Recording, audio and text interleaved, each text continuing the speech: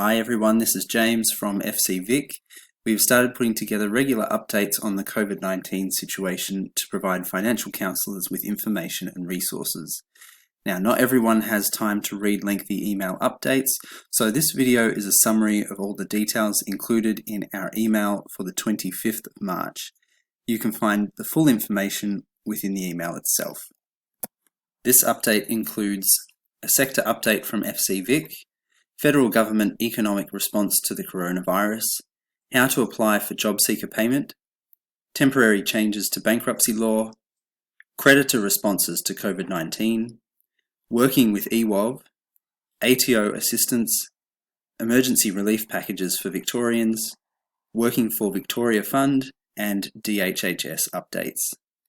So for the FCVic sector update, as previously advised, the FCVic office has transferred to remote operations and call forwarding has been enabled on the normal office phone number.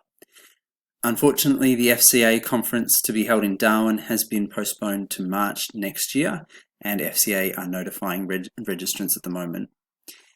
The FCVic conference in October is still scheduled to go ahead as planned for the time being.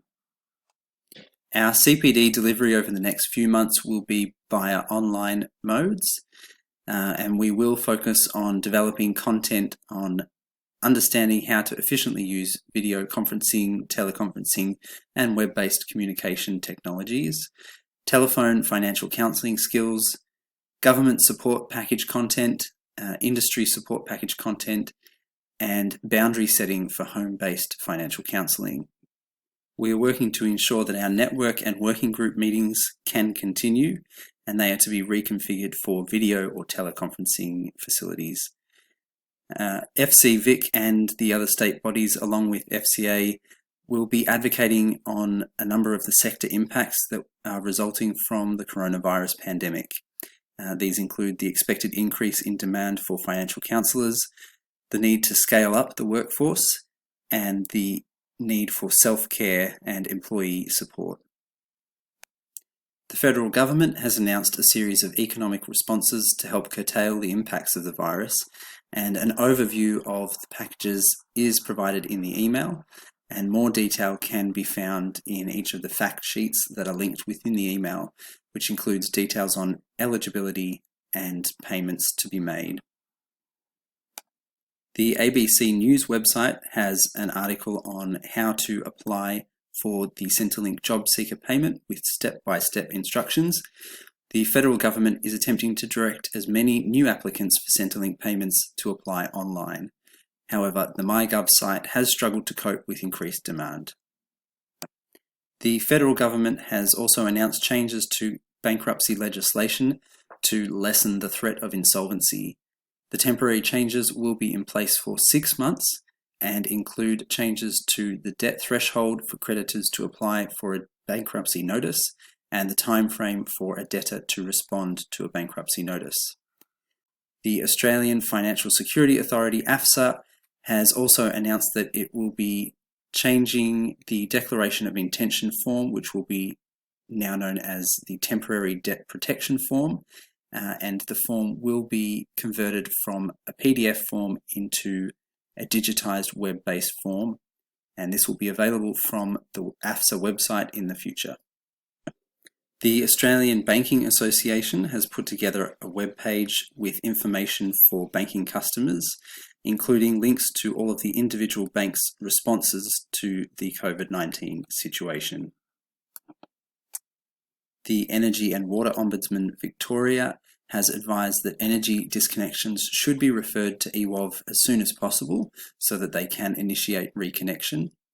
They have also established a new priority line for agencies working with clients for direct access. The phone number is 03 8672 4477, and the phone line is operational between 8:30 a.m. to 5 p.m. Monday to Friday. The usual online complaint form is still available from the EWOV website, and responses are usually within 1 business day. The Australian Taxation Office, ATO, has set up a web page which will be updated with information regarding assistance and relief for those affected by COVID-19, as the new announcements are made. As at the 24th of March, the ATO has advised that it will work with individuals experiencing financial hardship to apply appropriate tax relief measures. Anyone impacted by COVID-19 is advised to contact the ATO to request assistance using their emergency support info line. The number is 1800 806 218. The state government has announced it will be operating an emergency relief program for people in mandatory self-isolation who have little or no food or support. As part of the program, each eligible household will receive a 2-week supply of essential goods, including food and personal care products. The relief program can be accessed by calling Victoria's dedicated coronavirus hotline on 1800 675 398.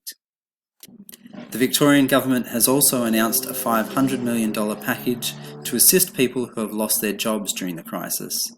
Under the Working for Victoria Fund, workers who have recently lost their job or casuals who no longer have shifts can register themselves for redeployment in other paid work. Following an initial registration process, registrants will likely be required to submit an up-to-date CV, no longer than 1 page, and some additional information may be requested during the application process. Lastly, the Victorian Department of Health and Human Services website posts regular updates and advice about the coronavirus outbreak, including announcements from the state government. That's it for this update. Thank you for watching. We'll be providing more updates as new information becomes available.